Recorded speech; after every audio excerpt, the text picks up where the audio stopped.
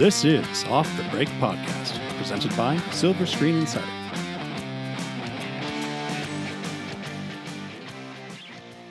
And welcome back to Off the Break Podcast. I'm Cody. With me is Kyle. Just Kyle. Yeah, Eric took an extended weekend away. It's his turn to have the vacation. It is, because next week it's my turn to have a vacation. Oh, that's right. I forgot that you were going to be taking off. Spring break with children. Yeah. I'm sure it'll be highly entertaining. It will. But not as highly entertaining as our episode today. Yeah, we're going to have some good stuff. We are. We're going to talk initial reactions to Captain Marvel. We both went and saw the early shows last night. Mm-hmm. And then we're going to just talk about some news that has come up. Just a couple things. Rami Malek being the new Bond villain. And Idris Elba, who everybody wants to be Bond, is going to be Deadshot. Good way of connecting the two. Yeah. And then maybe weigh in a teeny tiny bit on the Netflix Spielberg Teeny tiny, huh? conflict. Yes, teeny tiny. I will save my arguments for a write-up. It might be better delivered that way. That'll be fun. I'll look forward to that one. Less impassioned and less like, F you, Netflix. Yeah, because we don't want to be that harsh. No. Not verbally. We're actually not verbally, just written. Yeah. Behind a screen. Right. Anonymously behind a screen. Yeah. But not so anonymous. So yeah, let's get into Captain Marvel. We both saw the early show last night. I went to the late early show. The late early show, that's a weird thing. It's a different crowd at that time. I'm sure it is. I'm not normally out of my house. I'm not necessarily asleep at 10 o'clock, but I'm not out of my house like carousing with the college kids. Yeah. Although I'm just barely out of college. That was just me a few years ago. Sure. Yeah, well, your crowd was mainly the college students. I actually had quite a few younger people showing up. Like, not even young teenagers, like 10, 11, 12-year-olds like showing kids. up to this. And normally you see that in a few of these premieres, but not to the extent that was in Captain Marvel, and I found that pretty interesting. It also actually helped my experience with Captain Marvel a lot, too. Yeah, well, I know that the weather has been really bad, and that people just want to get out of the house, and the theater is the perfect place for that. Yeah, that could be it, too. And this was finally a film that kids could see with their parents. It is, especially with parents. Like, I think it's one of the more kid-friendly Marvel Cinematic Universe movies as compared to maybe some others. Oh, yeah. They showed blood, but it was blue. Yeah, the Kree blood. Right. So it's really very harmless, I think, for children. Yeah. If they can handle the intensity of it, then they should be fine. Well, it was just funny because it kind of made me remember like why I love these movies and why I love superheroes so much, just because I had a 10-year-old boy sitting behind me, and the entire time he's just reacting to everything from like the big action scenes down to like the moments with the cat Goose and just how adorable the cat was. And it was just funny just realizing like, oh yeah, this isn't just for me, this is for all age groups, and it's for the kids growing up that get to have these experiences. That, I mean, I had those to an extent, but it was like gritty X-Men, you know? Right. Yeah. So it was just it helped with the experience of the movie, that's for sure. It was a good time. My experience listening to people around me talk was that everybody was talking about, like, I don't want to give a spoiler away, but there's a thing in the movie, and they were just talking about how it relates to the other films, but they were in no way close to how it relates. And it was just like, I wonder if the films are getting so much and the lore and the world is so big that people are just getting confused and lost at this point. For sure. I mean, I think in Captain Marvel, some of the connectivity that they did in between movies to figure out like how the timeline works, I think some of it worked well, but there was definitely a lot of things that clearly were forgotten, even for the writers who probably did have to go back and look at some of these movies. And I think especially for like common audiences, like they're only going to be thinking about like the title character but not like the details, and that's to be expected too, especially with being on like our 21st movie now. It's not too surprising. It can be frustrating for like the hardcore MCU fans, especially for myself, but I think for the common fans, like, it's not too much of an issue for them as long as it's a good time. Yeah. No, but I mean, I could overhear people asking where this one fit. because they're like, is this after Captain America? And, you know, because there's that weird part where Captain America... In the 90s. Right. Well, Captain America takes place in the 30s, and then he's asleep, and then he wakes up in like the 2000s after the 40s, events. but yes, yeah. 40s, whatever, 30s, 40s. Yeah, late 30s, it goes 30s, 40s, World War II. World War II, but he wakes up in like the 2000s. So, right. So this takes place wedged in kind of in between that time. Yeah. But obviously, Shield has been created, and Nick Fury's not a director yet, but he's in the process of heading that way. Yeah. And so it's not hard to pick out where it fits in the timeline, but it was interesting to me that people were confused. Yeah, I mean, for us, like, it's not hard to figure out where on the timeline it is. It's just the nitty-gritty details of how things are connected. I think hardcore fans are going to have trouble with, because that was my trouble as well. But in general, when it comes to its connectivity, I think it worked fine. Yep. Mm-hmm. I think that's safe to say. Oh, yeah. I think for sure. So what were your general feelings on it? Did you like it? Did you hate it? Did it speak to you on another level, Kyle? I liked it, but it definitely has its problems. That I think I feel like should have been apparent, but in my screening, people were having a really great time, which is awesome. That's great, but I was just surprised that people weren't also noticing. But then again, maybe I just have grown up with movies so much that it's natural for me to be able to spot these things a little bit more. But I do, like, right at the top, I do like Brie Larson as the character.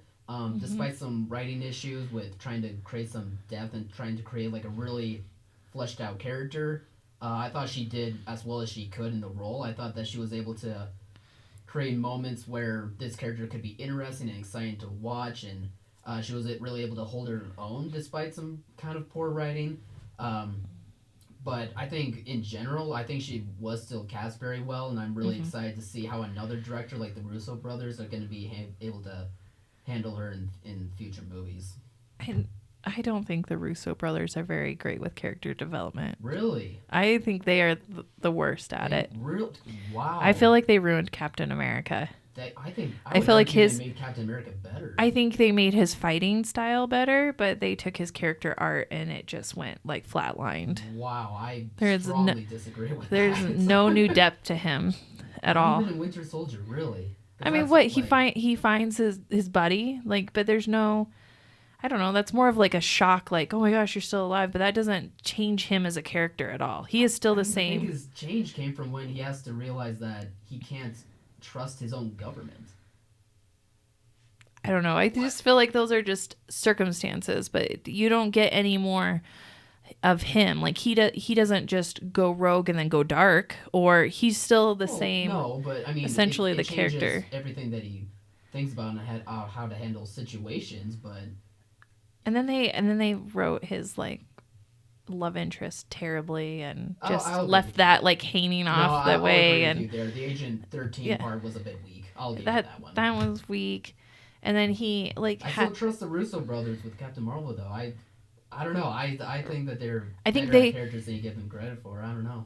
I don't think they're good with characters, but I think their action sequences are much better. I think that I felt like Captain America, Winter Soldier, and Civil War, the fight sequences were brought to another level. I agree, which brings me to my point on the fighting in Captain Marvel that I noticed. Like, I think when it comes to the space battles and the scope of those battles, I think those are shot very well. Like, the cinematography in those are pretty good, unlike the rest of the movie, which I'll get into. But for, like, the action sequences in space with those space battles, those are done pretty well as the visual effects are done they're really well. And beautiful. I was pretty impressed by that. Yeah, that's what I was thinking too. But her energy coming off her powers looks so good. Yeah, those were done very well. But when it comes to the cinematography and other aspects, as well as when it comes to the hand-to-hand combat shots, I felt like those were very weak as compared to things like Winter Soldier and Civil War, and even I would argue Iron Man has some better action shots, like the very first Iron Man does, at least in my opinion. Thor Ragnarok's another good one, and it's a little unfair to judge, one movie to another, I feel like, but at the same time, since this is all connective tissue, like, you want it to, like, be on that plane, or at least, like, a step above, or have its own style, or even have its own style, but at least have its own style where it's memorable and that it looks well and you can understand what's happening. Mm-hmm. And just in certain moments of the movie, like it goes from looking really good to just looking very average. Yeah. You know, like Guardians has each of those characters has their own fighting style, and it's fun to watch the differences. And Captain America, you know, has his shield, so that added an extra element and he's got this athleticism to it. Iron Man's always got the cool things with his suits, so his stuff's always interesting, and Hulk just bashes. And Black Widow's got the cool really close combat moves, you know, where she flings around people and so I just like you're going down the roster. Yeah, well, I'm thinking everybody's got it, but Captain Marvel, I would say, doesn't have something that I'm like, oh yeah, that's totally Captain Marvel fighting. I feel like that's a problem with the directing and not with the acting. I don't want to blame Brie Larson. Like I think Eric is right in some regards that she does feel wooden. Very wooden in some. But I don't blame that on her because I do feel like despite that, I was still enjoying her attempting to like make this a character, and that I think that speaks volumes about actors' acting skills. But I think it was all due to the directing style as well as the writing, which I thought was very average. It wasn't. I mean, it was a fine fish out of water story. That's always a good angle to go about introducing a new character, but there wasn't really anything else to make it. I don't want to say enjoyable, but at least anything to make it memorable or to make it push forward to a new level. It just felt like it was very a continuation of what we've had. And for this to be the first solo fronted female superhero movie from Marvel, it just felt a little lackluster. Like it was an afterthought and not a purposely driven, created, molded character. And I don't really want to turn this onto like the feminist agenda. No, I don't either.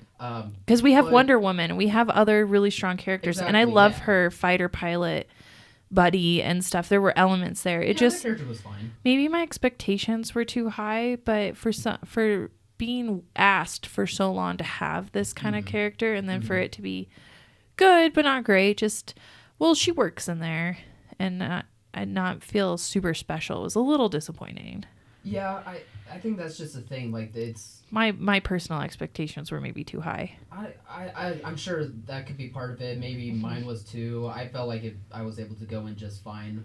But yeah, it was just for wanting to finally get this character, this female-led character, to come into fruition, and like the directors and Brie Larson being like, this is really a movie for women, and it's going to be an empowering, driven feature for all of them. It really doesn't come across as that. It really feels plain. And again, like I don't want to go into that agenda because I do feel like people of all sorts are going to enjoy this movie, but I just feel like for trying to go at that angle, it's not pushing. It's not going to be boundaries. that. No, I found it really interesting that I think the writer that wrote the script is a female comic book writer. I don't think that's correct. I'm pretty sure. Sure. Well, I remember looking up all 5 of the writers. Who are the? Well, one of them is because she was talking about. She had an interview in Hollywood Reporter about this character and how she made, like why she brought the cat back and, how she tried to make, Captain Marvel a cross between Captain America's military prowess and I believe she said Iron Man's cockiness. Maybe she's just the comic book version writer. Probably the comic book version. It's not Anna Boden and Ryan Fleck because they're the writing and directing team behind it. I don't believe they're comic book writers. Nicole Perlman is a really new screenwriter right now. Like I believe she's is she the one with Pikachu? She did in the red. Did she have red hair? No, doesn't look like it. She's doing Detective Pikachu and she's doing Guardians of the Galaxy, or she did do Guardians of the Galaxy. She helped out James Gunn with that. Then there's Geneva Robertson Dworet. I apologize if I'm butchering that name. And she did Captain Marvel, and she also did the Tomb Raider screenplay, and that was actually a pretty enjoyable movie. Which Tomb Raider? The Angelina Jolie one? No. The Alicia Vikander one. That one was pretty good too. So these are all relatively new people, but I don't believe maybe it's Meg LaFauve who's also a screenwriter. Yeah, she's read. Oh wow, she's written Inside Out and Good Dinosaur. Kelly Sue DeConnick is the one I was talking about. Oh really? Yeah. How Captain Marvel writer Kelly Sue DeConnick revamped the hero. Anyways, it was just an interesting... She has this quote in there about... Maybe that's the comic book writer. Oh, wait, no, that is the comic book writer currently. Yeah. That's what it is. Okay. Yes. That So the makes comic sense. book writer of Yeah, it. because I was writing an article about the character and that name got brought up, so that's who she is. Yeah. And she Okay. just was talking about some of the scenes being this ultra feminist, like groundbreaking stuff. And I just didn't see any of that in there in the movie. And maybe some people have, but for us personally, like for them wanting to go at that angle, it really didn't have a script that felt like it was pushing that boundary to make it stand out as such. Yeah. I don't... And also the script was just bland in general. Yeah. It just felt predictable in like the worst ways, you know?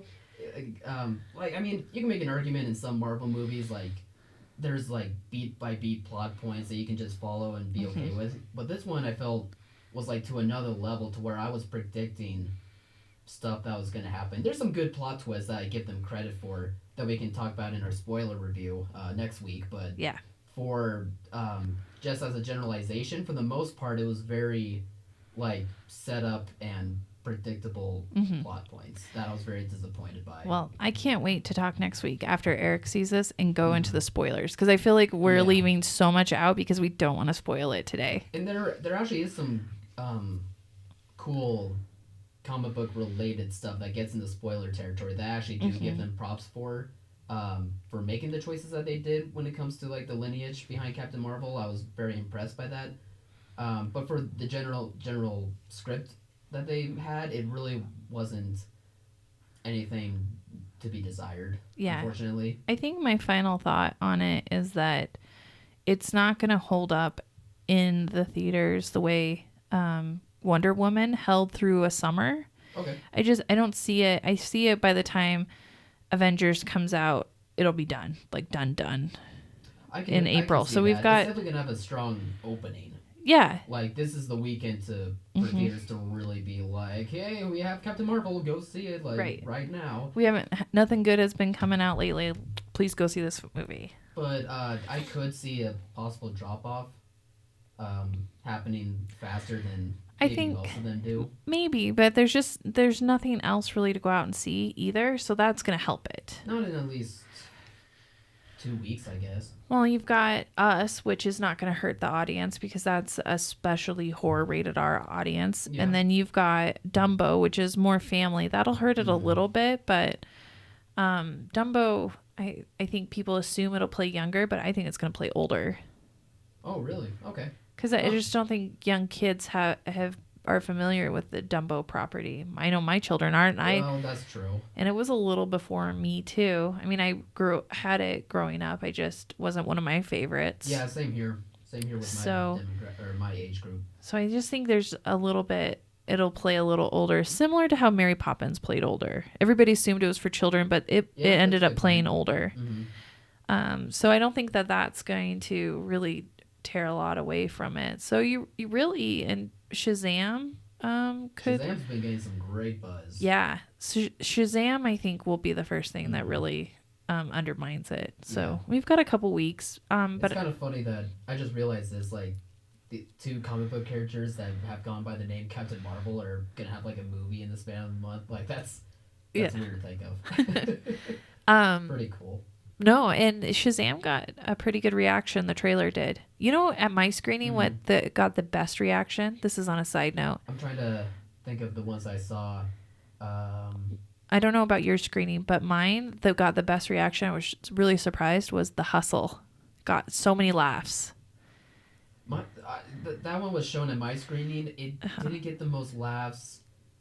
They had some weird choices too. They had, as usual, well, I don't think that our theater does curating the trailers very well. They just throw them up there because they had. I'm trying to think of which one. It was a weird. They had Frozen 2 on this, and that's probably okay. But I was like, it's a little young. Well, it worked for my screening because there was a lot of 10-year-old, 10, 11-year-olds at that one. So at least they got that one right, I suppose. What one was it? I'm trying to think. I don't know. I'm spacing, but it was a weird one where people were like buzzing about, and I was like, really? I thought more people would get excited about Rocket Man because I am so moved by that trailer. It like gets me so excited. But there wasn't the chatter. I don't think that one was the one that got the most buzz. No, it wasn't the chatter. I thought the one that had the most laughs and chatter afterwards was The Hustle. Interesting. And that's got Rebel Wilson and Anne Hathaway, and they play female con artists, and it's a comedy. And so out in what, August? May 10th. Oh wow, quickly. Okay. Yeah, so I'm keeping that on the radar. Yeah. So it's good to go to these screenings and see how trailers react with an audience. It does make it more fun to watch trailers because we're so used to seeing trailers every day. Oh, like there's someone next to us is like, I've never seen this. I'm like, yeah, I saw this last week. Right. You know? We've seen them all. So when we go into the movies, we've seen all the trailers. So the trailer part's not very fun. Yeah, but at least there's a game to play where it's like, which one's going to get the most buzz? Like, who's excited? Was there a huge line outside? Did you outside the auditorium to get in? I did, but we were the first ones there. I don't think people started showing up until, I don't know, a half an hour before it actually played. There was it sold out though. Yeah, there was a huge line at mine. I was surprised. Yeah. I thought late night, no one's going.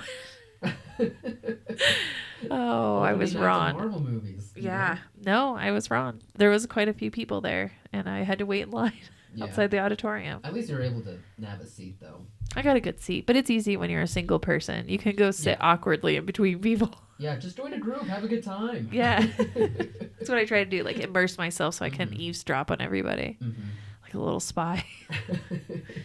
So, I mean, to sum up Captain Marvel, I enjoyed myself. I don't think it's that great of a movie as compared to what some critics may say. But I do think it's a crowd pleaser. I do think. Oh yeah, I don't think Marvel is capable of making a bad movie, or a poorly received movie. I mean, even the poorly received ones like Hulk or I don't know, Thor 2 probably. Even those people were like, it's fine. Yeah, well, there's still enjoyable elements of them. Yeah, I liked some of Thor 2, The Dark World. I was weirdly high on Thor 2 until like years later where I was like, oh wait, it wasn't that great. But, you know, it was still cool to at least have a sequel to Thor 2. Yeah. Ragnarok. I didn't like the sequel as much, only because they destroyed Asgard. If they had just left the planet, I think I would have been okay. You couldn't have destroyed Hela without destroying the planet. I get it, I have but mixed feelings about that part of the movie to begin with. I just don't like wiping the Asgardian race off the face of the earth and like. Well, it clearly doesn't matter now thanks to Infinity War. Yeah. Just wipe them clearly off the face of the earth. No more Asgardians. So I think people should go check this out because I think in general they're going to enjoy themselves. Brie Larson, I think, is strong enough as a character to where I'll be excited to see her in Endgame, and I'm excited to see at least another director be able to see what they can do to push this character. Yeah, and we should say there are a mid-credit scene and an end-credit scene. At this point, you should know. Just stay. Yeah, just stay. I even wrote this in my review, which is up at silverscreeninsider.com, that at the end, I'm like, there's end-credit scenes. Why do I still have to tell people? Like, just stay. Just stay. Did you enjoy them? I enjoyed the mid-credit scene, which we can get into in our spoiler talk. We will. And the end one was predictable. I wasn't surprised. The mid-credit scene to me felt cheap.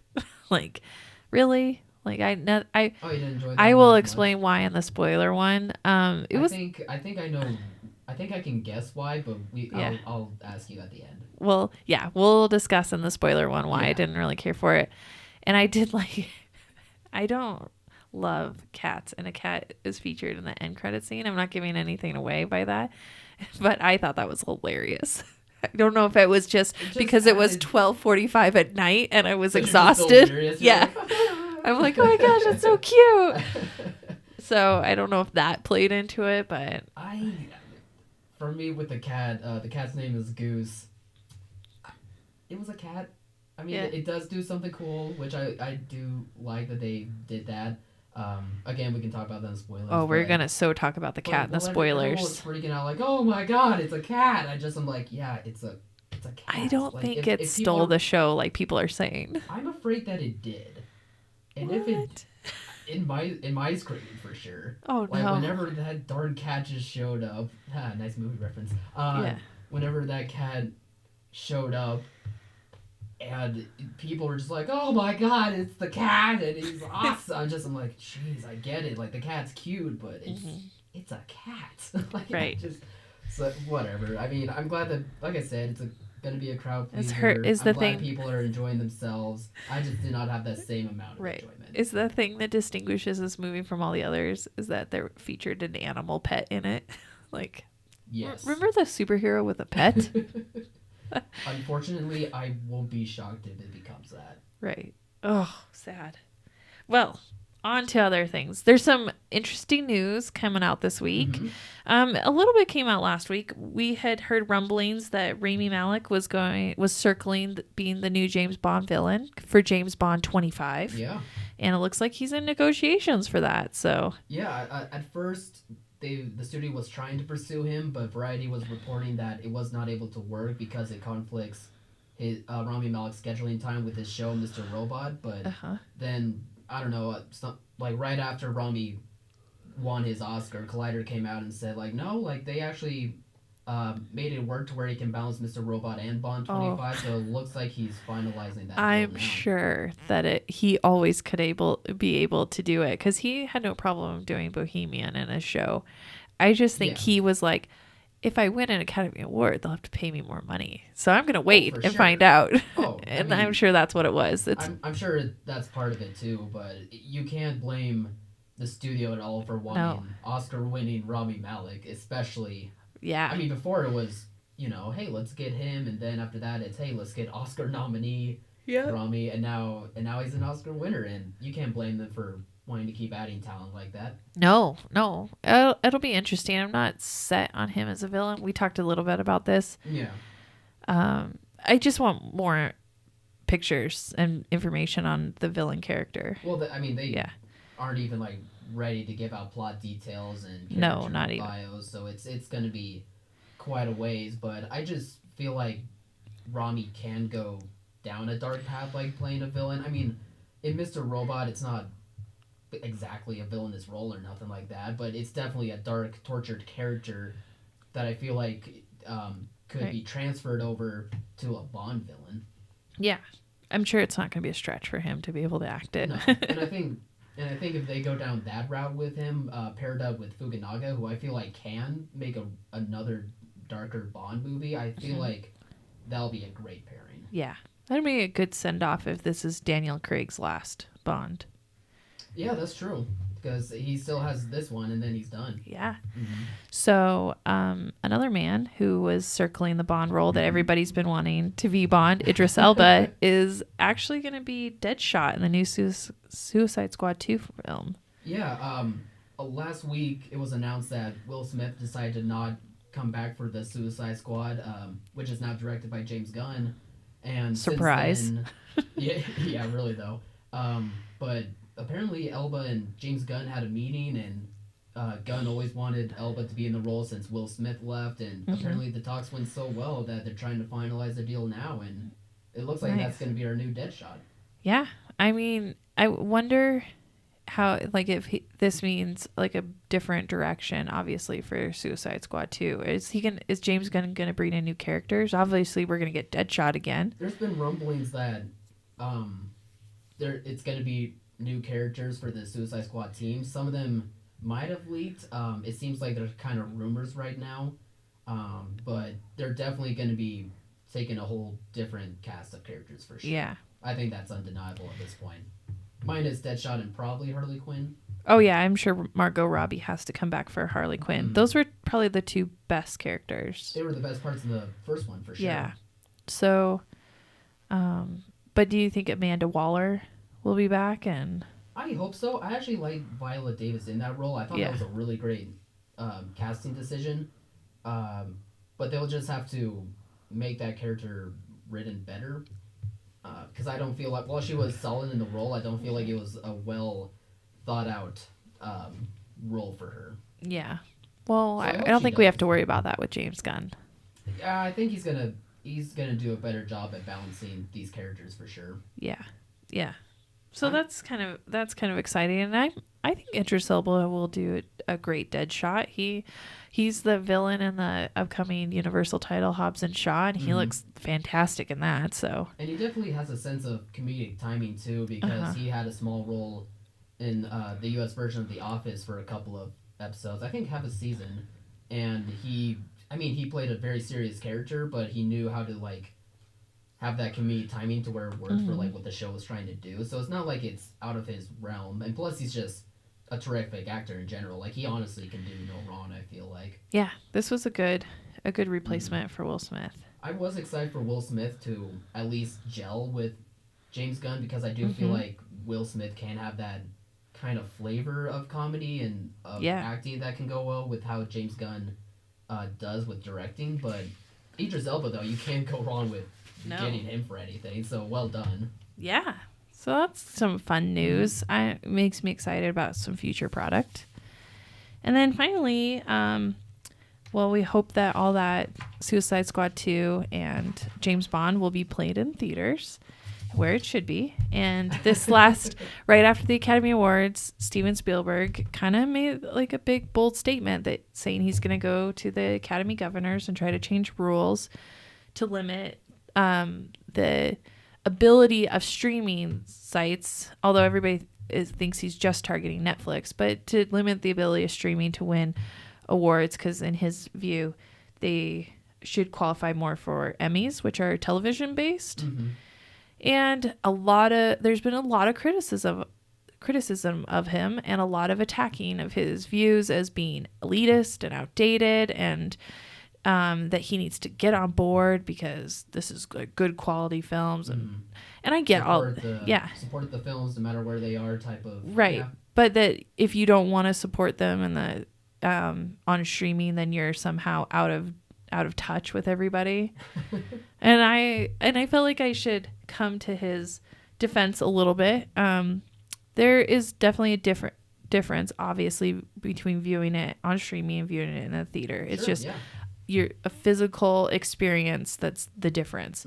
And whether like product in the future solely becomes streaming or theaters go away and stuff, that needs to be a debate we need to have and talk about, because theaters offer a lot of extra benefits and experiences that nobody, like, I think adds to the conversation.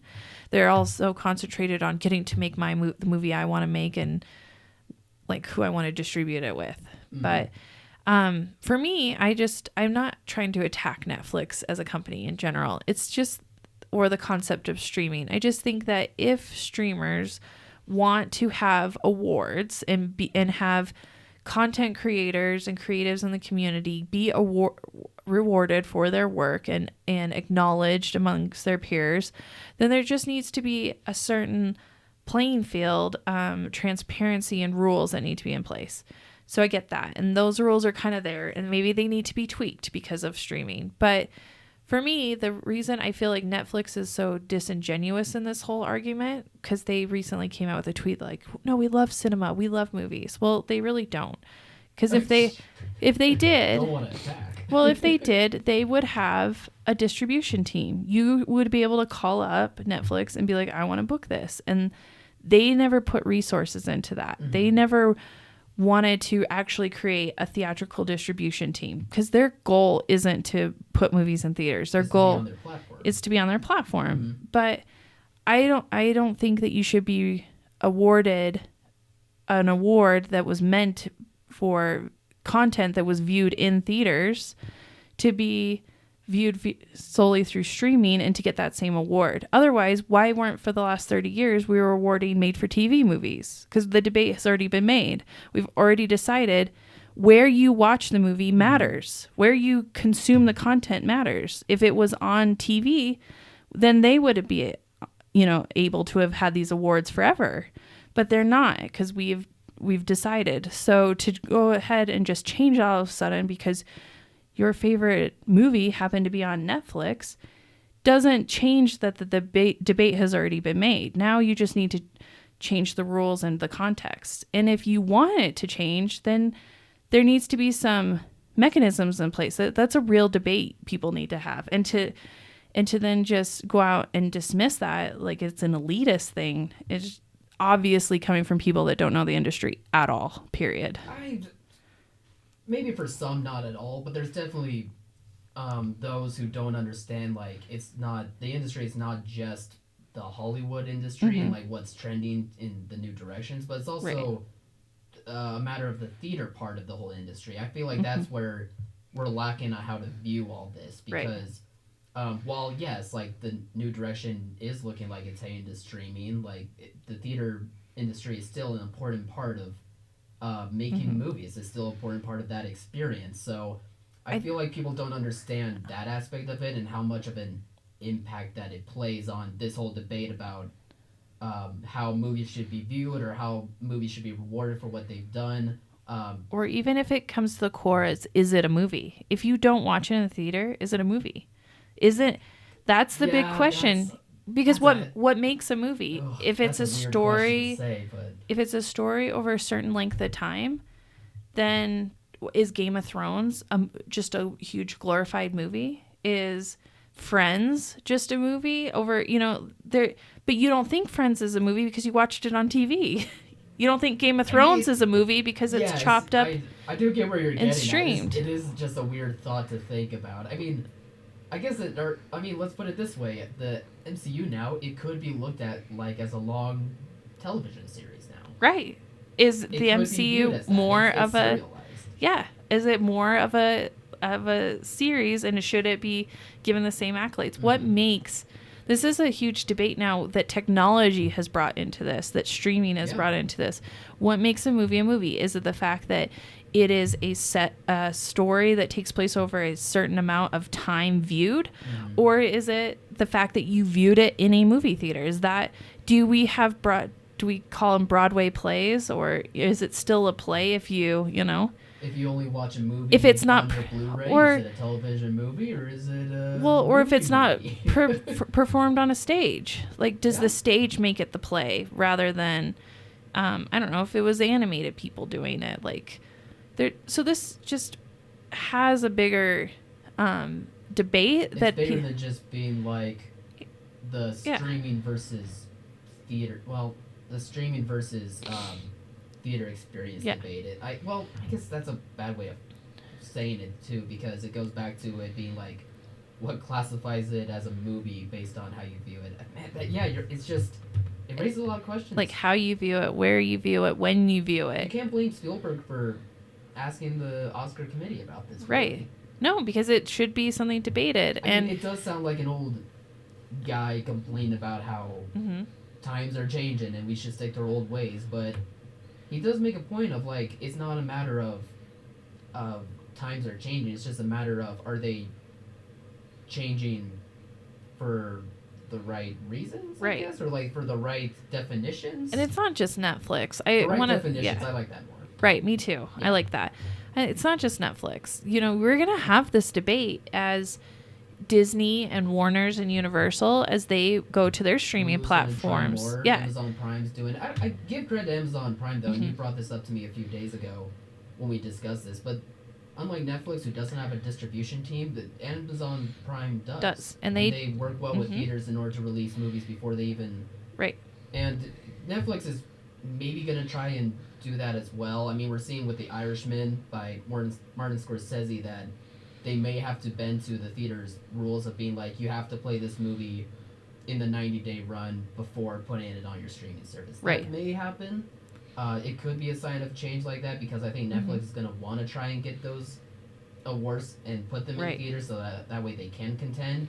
But you're right, it is a matter of defining, like, if it's in the theater, like, does this movie apply for the awards? Right. And this just goes also to the debate that the Academy has had forever and ever. Do we recognize films that people see on a mass scale that furthers our industry, or do we recognize the quality of films that are maybe smaller but that not very many people see? And when you go to streaming, you can't guarantee who's people are actually watching this, because one reason is Netflix doesn't disclose its streaming numbers. They're gonna have to if they run them in theaters. Yeah, whereas in a theater, they have to disclose their gross. One reason I think they didn't for Roma is I don't think that they contracted with the reporting agency to have Roma be something that was tracked. Okay. So there could be some issues there. But it goes into like a transparency issue, you know, are these films supposedly getting rewarded based off viewership, or are they, you know, getting rewarded for quality? That's a separate debate that the Academy has had, you know, why Avatar didn't win Best Picture, even though it was this huge technologically amazing film at the time, but it wasn't the winner. So it goes back to the Academy's identity of do we want to reward the craft, and what does that mean by doing that? Like, yeah, I think that's just going to be difficult to really nail down, just because I think voting is all opinion based. So it's hard for them to know, like, am I going to vote for this movie just because, in my opinion, like, the most viewed is the better one, or because it's well crafted and it's art that should be recognized? And I only bring that up because one of the arguments made on Netflix is that more people get to see my film, and Netflix even brings this up. If people that can't afford a movie ticket and for people in areas where you don't have a theater, well, that's pretty few and limited, and pretty disingenuous, I think, to bring that up, because there are a lot of small theaters that have very cheap ticket prices that are local community theaters in small communities that do get these films. And Netflix isn't going to hurt the big chains. Netflix not being an AMC is not hurting AMC at all. But no, they're still going to make their business. But what Netflix doing and getting recognized by the Academy is taking, I think, content and otherwise good product out of the marketplace and unavailable to these little guys. They're hurting the little theaters more by this. Yeah, and I think it's just one of those things that people don't recognize enough. I feel like many people in the industry only view it from the angle of the art and the industry that tries to go about making the art, which I don't blame them. Like, I feel like that is a good angle to look at as well. That's why I do like Netflix to a degree, because they do at least attempt to do that type of thing. But at the same time, it also, for me personally, hurts the little theaters and the theater going experience, because really, no matter how big of a TV you may have at home, like, you're not going to get that same quality of the art as compared to it being in a theater. Yeah, I agree. And I think that just moving forward, you know, these small theaters are going to suffer from the lack of content available, because that content is being limited because half of it now is going to streaming to prop up the studios and Netflix's streaming appetite. Right. And then they're going to save, obviously, their best stuff, you hope, for the theater. But I wouldn't be surprised if, you know, eventually down the road we're having this debate of, do you just get to watch Disney films on Disney Plus now, or do you get to go to a theater and enjoy them? Yeah, and it's going to paint an interesting picture of, are they going to even qualify for awards at all just because they're on a service they see on a TV, or because they're actually viewed on a theater period, or just for a limited time, or... Yeah, I don't blame Spielberg for addressing this matter. I feel like he personally just would prefer theaters over streaming services. I think he'd rather would go down that route. Because he still gets... That's not surprising why he's doing this in the first place, but it's not a bad reason for him to be doing this. Like, I don't feel like people should... It's one thing to have your own opinion and critique, like, being like, no, like, why would you be talking about this? Like, it's all fine, but there is another side to it, and I feel like it's a side that people aren't thinking of, and that's the theater industry impact. Yeah, and I don't feel like it's elitist to want to preserve that community theater feel. Like, that's not elitist at all. I get if you think that we should only be able to watch movies in a $20 IMAX screen, that's elitist to me, but when I think about movie going and that experience, I think about the local theater you grow up with. Yeah. And it's probably, it can be that $20 IMAX, you know, full-fledged Dolby Atmos experience, blah, blah, blah. But probably for like, I would say 80% of people, it's probably a local little theater that's just struggling to stay open. Yeah. And when it comes to how the movies should be viewed in contention, like whether they're on TV or through streaming or what, I think Spielberg is in the right to ask that question. Right. Because it's a debate that needs to happen, but people don't need to attack him yet. Let's actually really think about this debate first. Yeah, it's not so much a matter of attacking streaming. It's just a question of like, why should a movie that people are most likely going to be viewed on TV have the right to the Academy of Science and Motion. It's the Academy of Motion Pictures. How is that? You viewed motion pictures in a theater. You didn't. I don't know. It's just such a crazy technological question. I mean, I'm trying to remember like the whole rules to how the Academy views these things. Like if I had to guess, they don't view television movies for because they don't contention because they already do that at the Emmys. So I figure that as long as you have any sort of theatrical run in that year that they're voting, then that's going to qualify. Yeah, you need a theatrical run for 1 week in LA County is all you need to like LA, qualify. New York, something it's like not that. even that much. It's just 1 week in LA really? County. New York? Oh, yeah. Oh.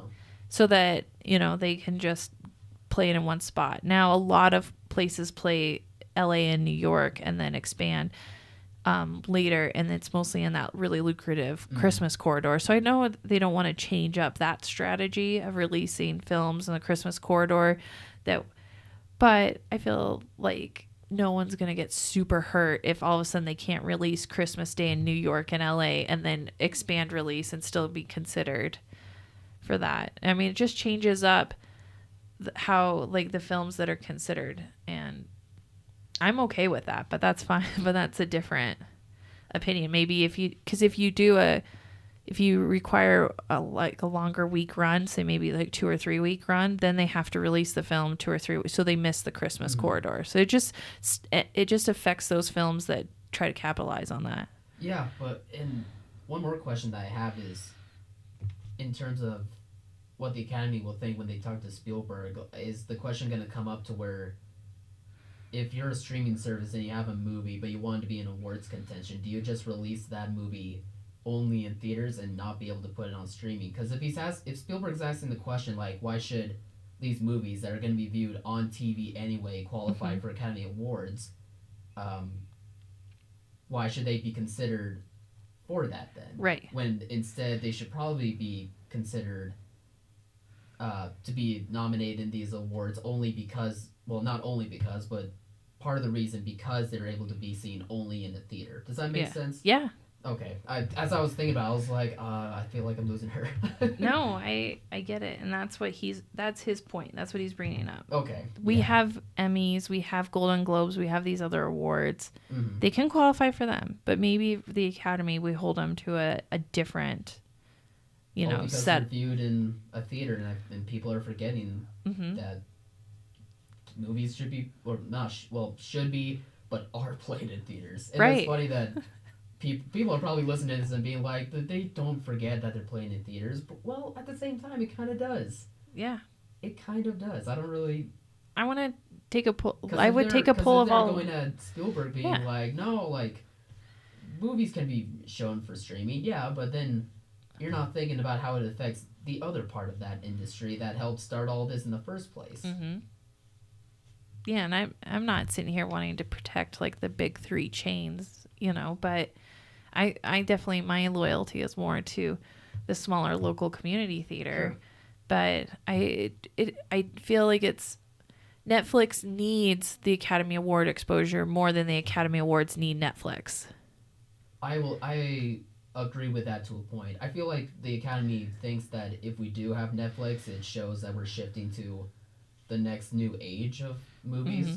But I do agree with you that Netflix probably wants the award more than the Academy really needs for Netflix to be in the conversation. Yes, because Netflix and streaming in general have to spend probably way more money to get the word out about a film, and try to capitalize on it. But if they got this built-in marketing with the Academy Awards, like Academy Award winner, goes a long way into telling the consumer about the quality of the film, and then they don't have to invest so much in the marketing to convince that person. Yeah, I mean it clearly does help. I mean, look at Green Book; it spiked after it won for Best Picture. People are coming back. I mean, granted, it made $4 million last week, which doesn't look like much, but the fact that it jumped so much to where so many theaters were wanting to replay it and that people were actually going out to check this thing out, it speaks volumes. You're right. It does help it. I think Green Book just recently crossed the 200 million mark. Oh, it didn't get there already. No, I think having the Academy Awards really got it over the hump. Yeah. So I mean, whether you think it deserves it or not, like, you can't deny that getting that Oscar helps. It does really help, and I feel like the Academy needs to recognize their power in that, and just make sure that they're just rewarding it in the best of intentions too. Yeah, best of intentions and figuring out a good way, a clear line, a clear line, a clear rule. Because this is going to come up more and more when Disney and Universal and Warner's has their streaming. This isn't just, Netflix trying to be the disruptor in the thing. No, this is where the industry is going. And I think that now is a great time to mold the trajectory of that a little bit, to protect theaters to a certain extent, but also to enrich and create divisions. Like, hey, these are these quality movies that get considered for awards. These are just your media consuming movies and stuff. And I think that that's okay to make those distinctions. Yeah, I just say hearing that initially, it's not a bad idea. I mean, there's just, of course, we will need more time to ponder it, but initially it's not a bad idea in the slightest. And it maybe will make it easier to create that, like what Amazon's doing, where they have a distribution team that you can call, and they have theatrical release plans, and they are saying, hey, we want to partner with theaters. Netflix isn't doing that, and that's why they're not doing that now. The Irishman is really going to be, I think it's going to be the start of what decides everything. I hope so. I hope Scorsese changes that. I mean, and I wouldn't have a problem. Scorsese's been wanting this movie to be in theaters despite working with Netflix. Right. He's been championing that for a while, and I think listening to Scorsese as well as wanting those, Oscars and awards, I think that's gonna help Netflix be like, all right, we're gonna actually have a wide release. We're gonna abide to the rules that these theater chains are setting, and I feel like from there that's gonna be when these type of talks happen. Yeah, and if that happens on The Irishman, I will be so happy. I feel like that is level, real playing field, and they want to come and be in this industry. It's a good way to start. I think it's a much better way. And then it shows the other studios who already have distribution arms, to continue to keep them, to continue to keep funneling product to theaters and maintaining that relationship. Because it is very lucrative. Oh, for sure. Yeah, I guess I have nothing else to add on other than just... We'll continue in this debate as stuff changes. I think Spielberg's not going to go talk to the governors. Is it end of March, beginning of April? I actually don't remember. This might be the new, over the last couple of years, the windowing issue has just been a really hot button issue at places like CinemaCon, which is, the industry, NATO's premier industry convention. And by the way, Netflix has never had a presence at CinemaCon, and Amazon has. They do a filmmakers luncheon. They sponsor an event there. They're very much involved with the theaters and theater owners. So props to Amazon. Yeah. I feel like they're doing streaming right in this industry. Yeah, I mean, the more that we've talked about it with Amazon, and that you remind me that they have a distribution team that helps work with the theaters, it's really cool. It's really cool that they think about that as well as thinking about the new age, quote unquote, of funneling their product. Viewed. So we'll just keep monitoring it and having discussions, like we did with the Movie Pass and the idea of subscription modeling. Yeah. The idea of windowing, how streaming is going to affect windowing. Yeah, is going to be a huge. It's going to be a huge issue, and we'll talk about it every week. Basically. And how to reward and recognize excellence in filmmaking, if it and what it means to have a movie moving forward. Yeah, I'm right there with you. So we just wanted to add a little bit more to that conversation than just what the side of being like streaming's the new thing. Yeah. Forget the theaters. Yeah. Like no, like let's remember them. Yes. It's part of the whole cycle. It is. Yeah. So for this weekend, go to your theater, go see Captain Marvel. Maybe Kyle and I are totally wrong and we're becoming jaded with all the Marvel movies we've had to see. I'm sure I'm wrong. I guess. Yeah. I'm sure people will have a good time with Maybe it. they'll, I've they'll been love wrong Goose, times, the so cat. People will love Goose. I thought it was a cat. Yeah. And And it's definitely going to be what everyone's watching. And it'll be number one this weekend for sure. I don't think there's any question about that. It's going to be big. It did really well in early preview shows, like we said. So I think it's going to be, if weather doesn't hurt the weekend, there is some snowing on the West Coast right now, and that weather could be a huge factor. It's really hard to get out and go to the movie. For sure. That could play a role, but already its early showing numbers are larger than Homecoming and Guardians 2, I believe, which I think is pretty interesting. Yeah. So it's going to find its place, and it's going to benefit from there not being a lot of competition right now. Yeah. There's going to be some new releases next weekend, but I don't know how much of a hit it's going to be on Captain Marvel. I think the only reason why there's going to be a big drop is because the people who want to see it have already seen it. Yeah. It might not be a film that elicits the multiple viewership of seeing it 2 or 3 times.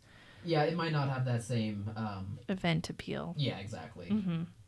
I wouldn't be surprised if that happens, but but it was definitely enjoyable. We loved Brie Larson. Yeah, she's been awesome in just about everything I've seen her in, and if you want to she's solid in the role. If you want to go download an image from Captain Marvel to put on your Facebook posts when you go see the movie, you can go to silverscreeninsider.com. Come on, Cody, it's Instagram now. Yeah. Oh, sorry, Instagram. Is on the gram. I even have Instagram. I should know that. On the gram. I'm lazy and I don't take pictures, so I never put anything on Instagram. I use other people's pictures. Yeah, I just like it because other people put pictures on there, and I'm like, oh, maybe I shouldn't be so lazy in my life.